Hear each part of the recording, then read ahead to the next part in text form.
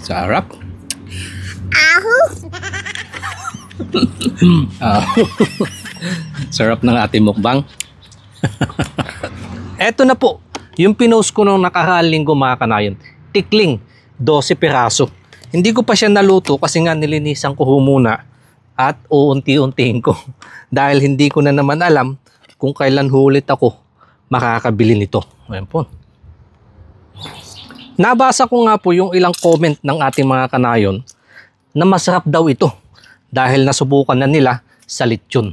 Kaya ito po, nagpakatas lang ako ng kalamansi dito sa sibuyas, toyo, saka madaming bawang.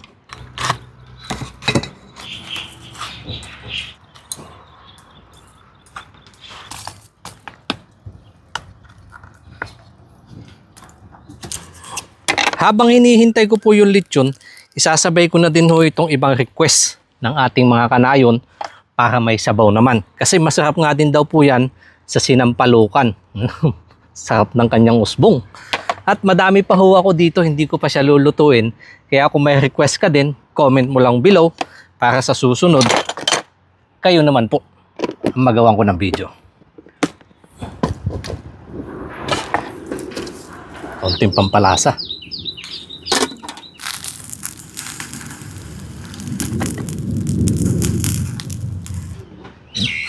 Ihuli ko lang po yung siling panigang, sibuyas, saka spring onion. Oh, talbos. Sarap na sabaw niyan. Malambot na ho yan. Saka, eto naman yung lechon.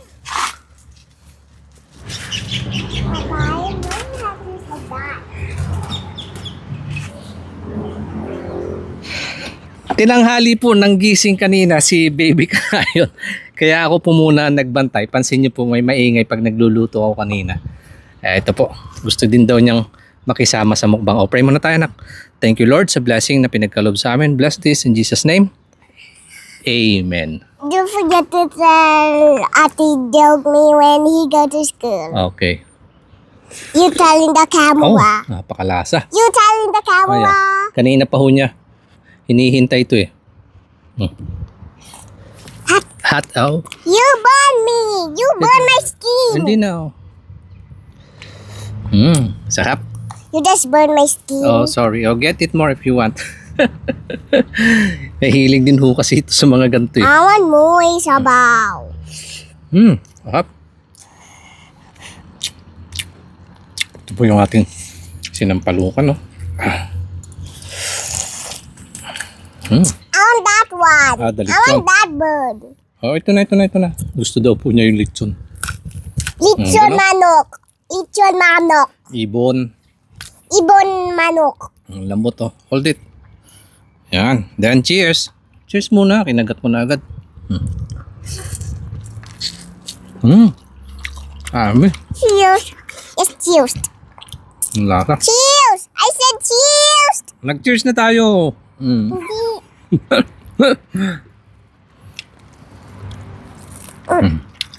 Hindi ako makaporma ng kain. So crunchy. Sinabi ng labi. Sabi. Wala kang pansandok sa sabaw. Kain ka na lang. Rice. See? Dali na. Sarap. You like it? I will wash this one so you can drink more sabaw. Okay. So, I'll put sabaw on the rice. How about I just put it under you? Sarap. Sarap. Sabaw ang... Sabaw mo. Yummy. Yummy. Hindi mo malinsangan ho yung panahon.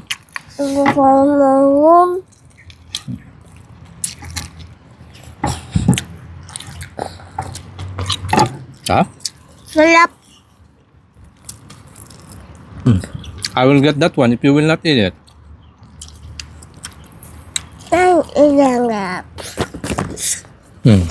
Eat ka ng rice. Eat ka ng rice.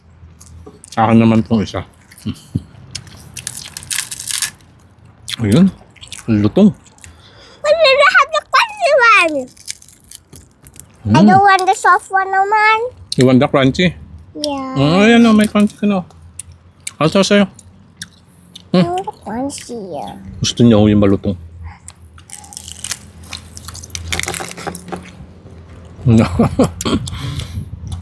First time ho kaming magmumukbang. Kaming dalawa lang ho ni Baby Kanayon. Tsaka ate Tikling pa Ika. yung aming ulam. Tsaka ate na yun pasok. Kumain ka? Daldal mo? Uus dadal. Sakap. Kunin ko na ho ito ha. Why I have a bite?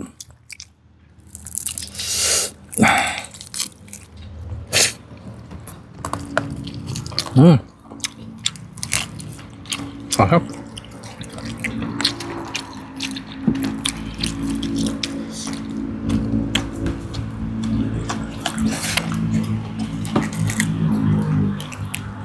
Ang lasa ko nung kanyang laman.